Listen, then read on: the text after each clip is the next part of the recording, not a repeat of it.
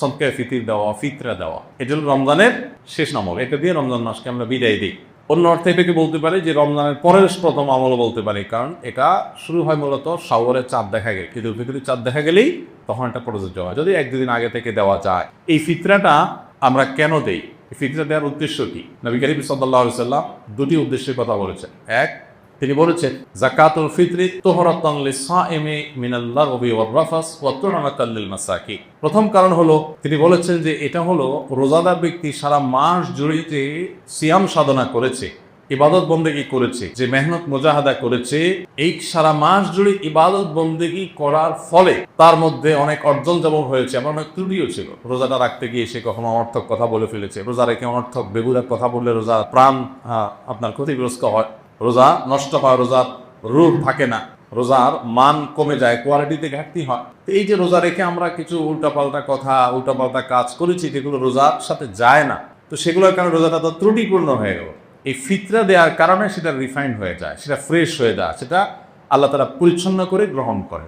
এই জন্য রোজার পুরা মাস, রমজানের পুরা মাস এবং সিয়ামের গুরুত্বটিগুলোকে ফ্রেশ করে সেটাকে আল্লাহর কাছে কবুলযোগ্য করে দেয় হলো ফিতরা, খুব বড় একটা বিষয়কে।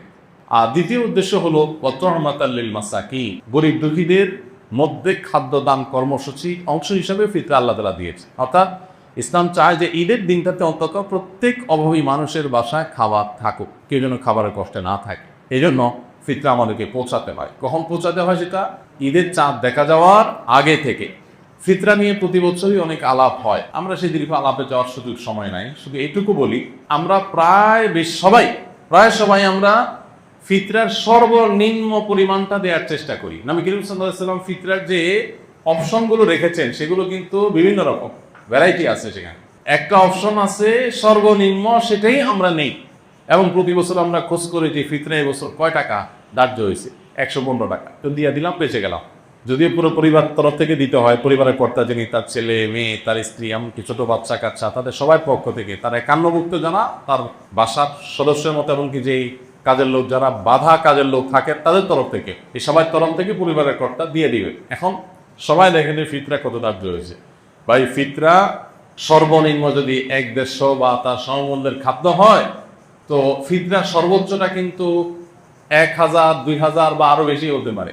আপনি কিশমিশ যদি দিয়ে দেন তাহলে একরকম হবে, আপনি গম দিয়ে দিলে আরেক রকম হবে, খেজুর দিয়ে দিলে ভিন্ন রকম হবে। তো অনেকগুলো অপশন আছে। তো আমরা সর্বনিম্ন গমের আইটেমটা বেছে নিই, যেটা সবচেয়ে সস্তা, এটা দিয়ে আমরা দেওয়ার চেষ্টা করি।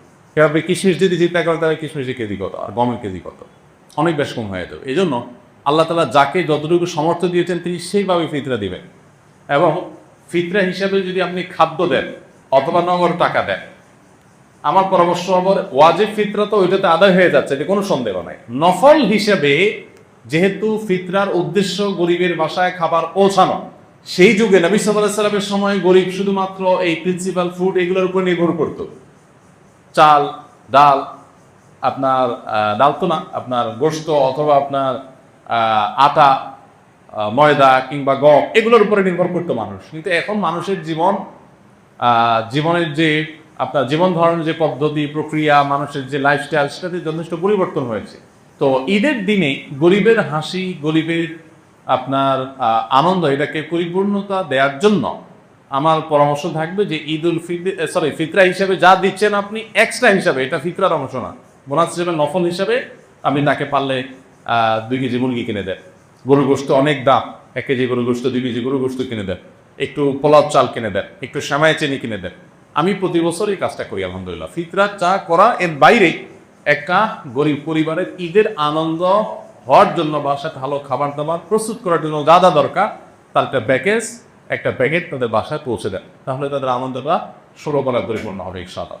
এটা আমরা করতে পারি। বিশেষ করে দ্রব্যমূল্যের ঊর্ধ্বগতির এই সময়ে অনেক মানুষ যারা আমাদের কাছে মুখ ফুটে বলতে পারছে না, অনেক কষ্টে আছে। আমরা কল্পনা করতে পারছি না যে এই মানুষটা খাবারের কষ্টে আছে। এরকম অনেক ফ্যামিলি আপনার আশেপাশে আছে, আপনি খোঁজখবর নিলেই দেখবেন। রমজানের শেষের দিকে এসে দানের পরিমাণটাও বাড়ানো দরকার। তারই অংশ হিসাবে আমরা ফিতরাটার পাশাপাশি আরও বিভিন্ন খাদ্য আইটেমগুলো গরিবের বাসা, বিশেষ করে ছোটো বাচ্চা কাচ্চা থাকে, তার জন্য ঈদের একটু কাপড় চোপড় পাঠায় দেয়। তাদের আনন্দটা যে কত বেশি হবে সেটা হয়তো আপনি লাখ টাকা দান করে কোনো সময় সেটা অর্জন হবে না। সবসময় নগদ টাকা দান করলে সব বেশি হয় তা কিন্তু না।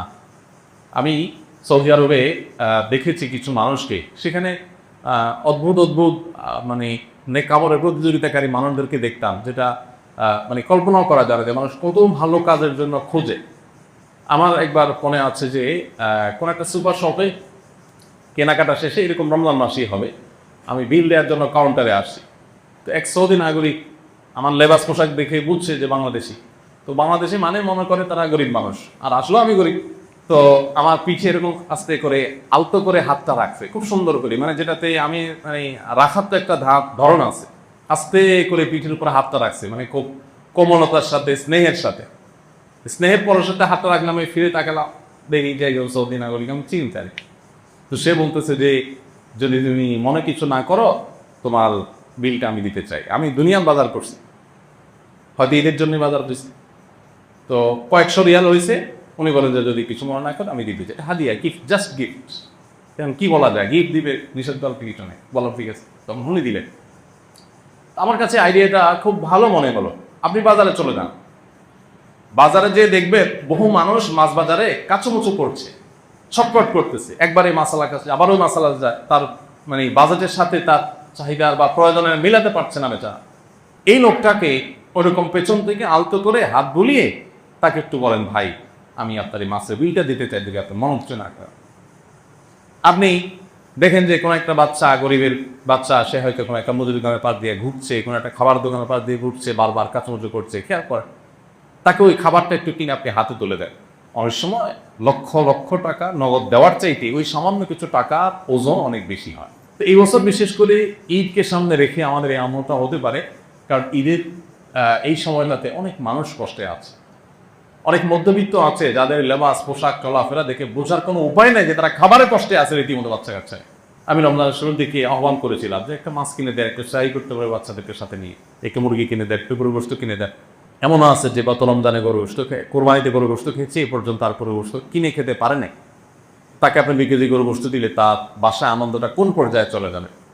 দেখুন, ডক্টর আব্দুল্লাহ জাহাঙ্গীর রহমতুল্লাহ একটা কথা বলতেন যে আপনি 2 কেজি গরু গোস্ত কিনছেন নিজে খাওয়ার জন্য, অনেকদিন পরে কিনছেন, বাচ্চা কাচ্চা নিয়ে খাবেন, খুব আনন্দ করেন, সন্দেহ নাই এটা আপনাকে অনেক বেশি আনন্দ দিবে।